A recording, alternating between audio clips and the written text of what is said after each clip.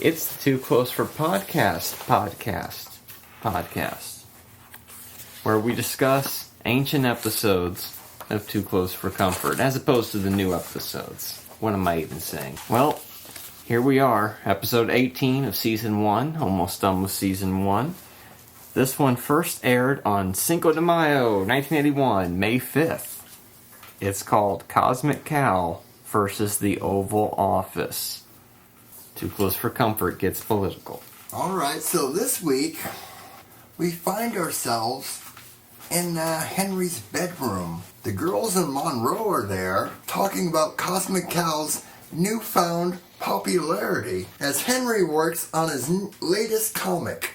Henry is wearing his University of Minnesota sweatshirt. Apparently, Henry wrote a story about Ronald Reagan. That's timely. Getting the flu, so Nancy had to take over for the day because Ronald Reagan was sick. Nancy DeSalt? No, Nancy Reagan. Oh. Just say no, kids. So Nancy had to take over for the day, so she called Cosmic Cow to help out. What issue of Cosmic Cow was that? I don't know, but I'd like to pick that one up. That's probably it. Did she use a Cosmic Cow symbol, like a light shines in the sky? And a cow, I just used the phone, you know.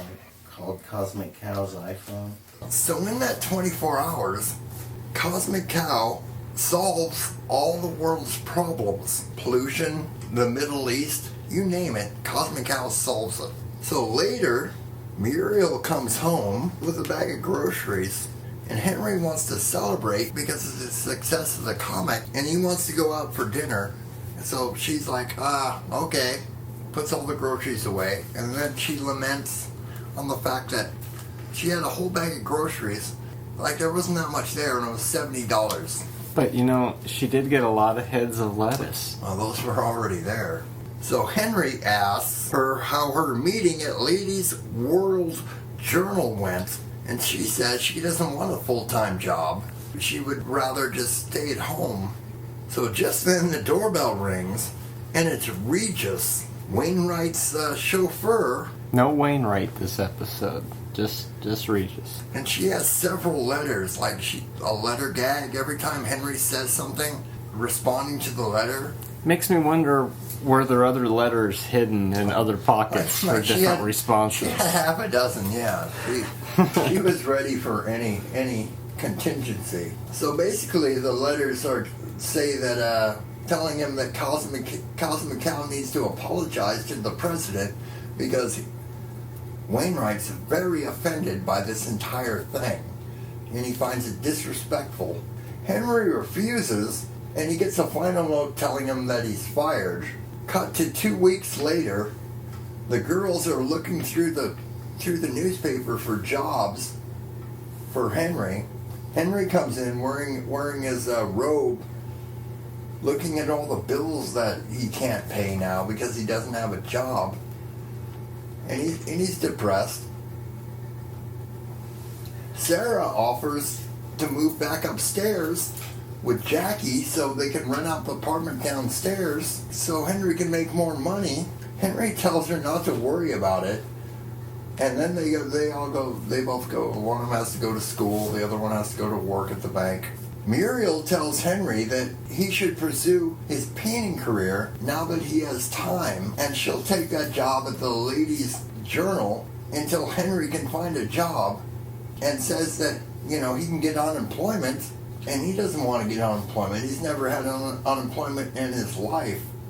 So he doesn't want to do it, and he tells Muriel that no one down there speaks any English, and they bring all their family and chickens down there. Not politically correct, back in 1981. And then Muriel calls to get the job at Ladies' World Journal to Mrs. Rodriguez. And then Henry gets this look on his face like, yeah, I'm an idiot. That's Act 1.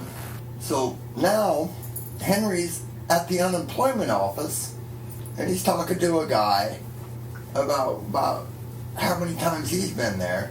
And this guy tells him he used to be the vice president of programming at a network, but now he works just long enough to collect unemployment. Also, there are several people in this unemployment office wearing Monroe's t-shirts, the striped shirt. It's obvious. You could tell that the wardrobe department only had so many items to choose from. So Henry gets called up for his interview, and he tells the woman to shush and she thinks his name is Shush instead of Rush. And Henry tells her that he's embarrassed for her to call his name out. And she says, "You shouldn't be embarrassed because my name is," shows him her name plaque. She's like, "You think that's bad? My name is Mrs. Sexular." So Henry's like, "Oh, I don't think he did that, but..." And then she tells him there aren't many jobs for cartoonists and asks if he has a gun for a bus driver job. Henry doesn't like any of these job offers, so he gets up and tells her he'd rather starve if he has to do stuff like that. And then she says, "Wait a minute, here's a job for a vice president of programming at a network." So now Henry's back in his room, painting, in his Ball State shirt. Monroe is posing like a gladiator, and Henry is pleased with it. Like, he thinks this is the best thing he's ever done. For the first time in his life, he feels like, this is good. This is not garbage. This isn't Cosmic Cow. And then he shows Monroe the painting, and Monroe doesn't like it. So he asks Monroe to show him what's wrong with it, and Monroe ends up destroying it with the sword that he was holding in his hand. By accident, of course. Of course. That wasn't malicious. He was pointing with a sword? Yeah. Well, he was pointing out what was wrong with it, and then he stumbled or something. He's Monroe. Yeah, typical bumbling. That's Act 2. So Muriel comes home at 8:30, and Henry's upset because he's been making dinner. Now the dinner is ruined because he's been trying to keep it warm all night. So we role reversal here. So he's upset because she hasn't called or anything.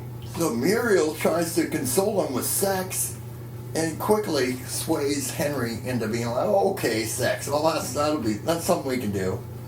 So she goes off to take a shower, and then the girls show up, and he rushes them out, runs back in the bedroom, takes his pants off, and throws them out the window because he's so excited. Right out the window. So then the doorbell rings again, but this time he thinks it's a girl, so he runs out there in his underwear, and then it's Regis.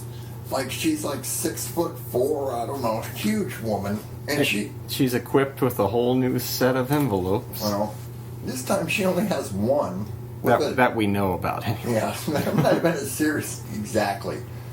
There were probably every contingency. She hands him a note telling him that he has his job back, no strings attached. So he's like, "Oh, okay," and he goes back into the bedroom. The phone rings, and it's President Reagan, who says that he loved that issue of Cosmic Cow, and that's when the operator cuts in just then with an emergency phone call from Monroe. That's right, Monroe cut in on the president's call. The most important one-sided phone conversation of them all. That Henry has ever had. The show has ever had. Man, it's funny that he's on his red phone. So Henry's so disgusted he hangs up the phone and then throws it at the wall. Or at least that's what it looks like, because then Yeah. it goes to a freeze frame. It's one of those Han shot first moments. Did Henry really throw the phone or not, or did he just motion like he was going to throw the phone? The only guest star tonight was Regis. Couldn't afford to put Wainwright in there as well, I guess. And then, of course, we did have the unemployment agency actors. Cosmic Cow, all over the place. Not only was Cosmic Cow part of the episode title, she was a big part of the story. We got to see the drawing board, and I'm a cartoonist. Yet, Wainwright picked up the latest issue and was discussed it. So, it is a comic book, but it is a comic strip, and it is a cartoon. It's Cosmic Cow. It's an enigma wrapped inside a riddle. Henry's sweaters tonight were University of Minnesota and Ball State. Where is Ball State? Monroe was not wearing stripes tonight, but other people were wearing his stripes. at the unemployment office, a location that we've never seen before and we'll never see it again. Spoiler. Objects out the window, Henry's pants, and it doesn't look like that was on purpose. It's just like a happy accident how those pants went sailing out the window. Why was the window open? Just, you know, flies out. Yeah, getting a breeze. One-sided phone conversations, Muriel to Mrs. Gonzalez, Muriel and Henry to the president, which was interrupted by Monroe. Monroe! 2 instances of Henry pointing at people, no real stammers, and the grocery bag prop makes its triumphant return. We get the freeze frame transition, as well as the daytime El Camino drive-by transition. Muriel's photography was talked about quite a bit, as Ladies' World Journal wanted Muriel for the head of the photographic department. This had the same intro as the last episode, 117. Subversive moments all over the place, and I love when this show gets subversive. Cosmic Cow met Nancy Reagan. There was the joke about being a VP in charge of network programming. That's the first jab at the TV heads. I think next week's episode is the one that has the subversive bosom buddies joke as well. And then there's also an opening for a network executive. No experience necessary. Well, that one guy worked in the mailroom, and then 3 months three later. months later, he was the head of the programming department. That's how fast they go through those networks. It's got heat, it's got legs, and it's got... Skew. This one had the 5-note music cue again, and on a scale from 1 to 5, I give this a 4. The message in a letter bit, that was pretty strange. And return of the raspberry joke. That was always part of Regis' routine. Like, I remember that repeatedly. She's got multiple letters for any contingency. She's like Inspector Gadget, Nowadays, that would all be done by texting, It looks as if Henry is going to smash his red phone at the episode's end, which is just bizarre. Really, Henry? You're going to break the phone. Let's see if the red phone is still there next week. What did we learn this week? We learned political satire is important. Next week, the season finale of Season 1. Episode 19.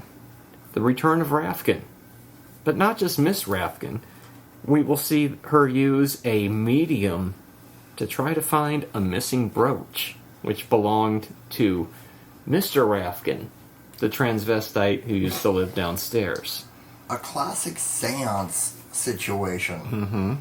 That's Pretty all good. next time. And then stay tuned for the season wrap-up episode as well, where we go back over all the highlights of Season 1 before delving into the April years.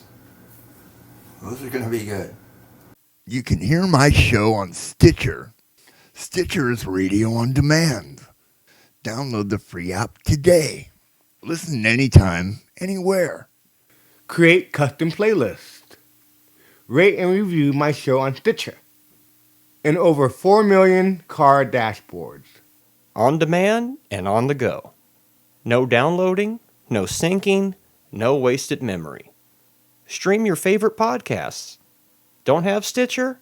Download it free today at Stitcher.com or in the App Store.